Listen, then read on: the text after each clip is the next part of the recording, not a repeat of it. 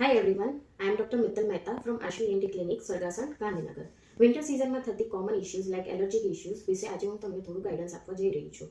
Allergic ઇશ્યુઝમાં common symptoms હોય છે like વારંવાર છીંકો આવવી, નાક બંધ થવું, નાકમાંથી પાણી નીકળવું, કોઈ વાર ગળામાં દુખાવો, ડ્રાય કફ અથવા તો કાકડામાં ઇન્ફેક્શન બી જોવા મળતું હોય છે.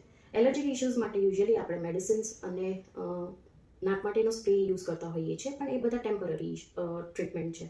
આજે હું તમને એના પરમેનન્ટ સોલ્યુશન માટે થોડું ગાઈડન્સ આપું છું. જેમ કે એના પરમેનન્ટ સોલ્યુશનમાં આપણે સ્કિન પ્રિક એલર્જી ટેસ્ટ અને ઇમ્યુનોથેરાપી કરાવી શકીએ છીએ. સ્કિન પ્રિક એલર્જી ટેસ્ટ એ બ્લડ ટેસ્ટ કરતાં હાઈલી એક્યુરેટ હોય છે, કારણ કે એ આપણા બોડી ઉપર જ થતું હોય છે.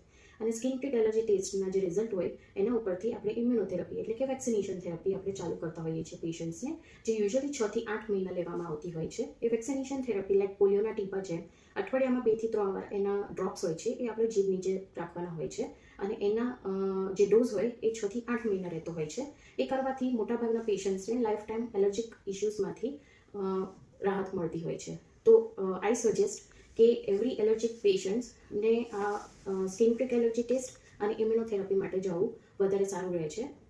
સો સ્કિન પ્રિક એલર્જી ટેસ્ટ અને ઇમ્યુનોથેરાપી અમારા આશવી એન્ટી ક્લિનિક સરગાસણ ગાંધીનગર ખાતે અવેલેબલ છે.